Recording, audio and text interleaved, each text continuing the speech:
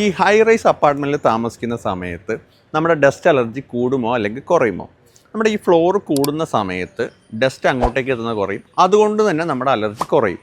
ഇങ്ങനെ പലരും പറയാറുണ്ട്. ഇത് പരിപൂർണമായിട്ടും ശരിയാണോ അതോ തെറ്റാണോ? നമുക്കൊന്ന് നോക്കാം. ഹൈ റൈസ് അപ്പാർട്ട്മെൻറ്റുകളിൽ ലോ ഫ്ലോറിൽ താമസിക്കുന്ന ആൾക്കാർക്ക് പലപ്പോഴും അലർജിയുടെ ഇഷ്യൂസ് കൂടി കാണുന്നുണ്ട്. അതായത് ലോ ഫ്ലോറിലാവുന്ന സമയത്ത് പലപ്പോഴും കൺസ്ട്രക്ഷൻ സൈറ്റിൽ നിന്നുള്ള പൊടികളുണ്ടാവാം, റോഡിൽ നിന്നുള്ള പൊടികളുണ്ടായിരിക്കാം, സ്മോക്ക് ഉണ്ടായിരിക്കാം, പല വർക്ക്സ് നടക്കുന്ന സമയത്തുള്ള സിമെൻറ്റ് പാർട്ടിക്കിൾസും ഒക്കെ ഉണ്ടാവാം. ഇങ്ങനെയുള്ള സമയത്ത് പലപ്പോഴും അലർജിയുടെ ഇഷ്യൂസ് കൂടി കാണുന്നുണ്ട്. അതുകൊണ്ട് മുകളിലത്തെ ഫ്ലോറുകളിൽ താമസിക്കുന്ന സമയത്ത് ഈ ഒരു ഡസ്റ്റ് എക്സ്പോഷർ പലപ്പോഴും കുറവാകും. അതുകൊണ്ട് ചിലപ്പോൾ സിംറ്റംസ് കുറഞ്ഞതായിട്ട് കാണാം. അതുകൊണ്ട് ഡസ്റ്റ് അലർജി മാറണമെന്നില്ല. കാരണം ഈ ഡസ്റ്റ് അലർജിയുടെ മെയിനായിട്ട് നമ്മൾ പറയുന്ന ഒരു ട്രിഗർ എന്ന് പറയുന്നത് അതിലെ ഡസ്റ്റ് മൈറ്റാണ്. അത് ഇവിടെ ചേഞ്ചസ് വരുന്നില്ല. അതായത് ഈ ഡസ്റ്റ് എല്ലാം വരുന്നത് വീടിന് പുറത്തു നിന്നല്ല, വീടിനകത്താണ് ഈ ഹൗസ് ഡസ്റ്റ് മൈറ്റ്സ് ഉണ്ടാവുന്നത്. ഇത് കാര്യമായിട്ട് കാണുന്നത് കേർട്ടൈൻസിൽ കാണാം, മാട്രസിൽ കാണാം, പില്ലോസിൽ കാണാം, കാർപ്പറ്റിൽ കാണാം.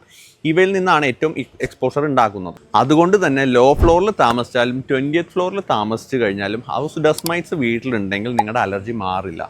ഇനി ഹൈ റൈസിൽ താമസിക്കുന്ന ആൾക്കാർക്ക് വേറൊരു ഫാക്ടർ ഉണ്ട്. പലപ്പോഴും വീടിൻ്റെ അല്ലെങ്കിൽ നമ്മുടെ അപ്പാർട്ട്മെൻറ്റിൻ്റെ ജനലുകളൊക്കെ അടച്ചിട്ട് ഫുൾ AC-യിലാണ് പലപ്പോഴും ഇവർ താമസിക്കുന്നത്. ഇങ്ങനെ വരുന്ന സമയത്ത് ഇൻഡോറിലുള്ള നമ്മുടെ ഹൗസ് ഡസ്റ്റ് മൈറ്റ്സ് ഉണ്ടാക്കാം. ഒപ്പം തന്നെ മോൾസ് ഉണ്ടായിരിക്കാം, ഈ പെറ്റ്സ് ഉണ്ടെങ്കിൽ അതിൻ്റെ ഡാൻഡേഴ്സ് ഉണ്ടായിരിക്കാം. ഇവ പുറത്ത് പോകുന്നുമില്ല, ഇത് ഈ വീടിനകത്ത് തന്നെ നിൽക്കുന്ന സമയത്ത് പലപ്പോഴും അലർജി കൂടി കാണുന്നുണ്ട്.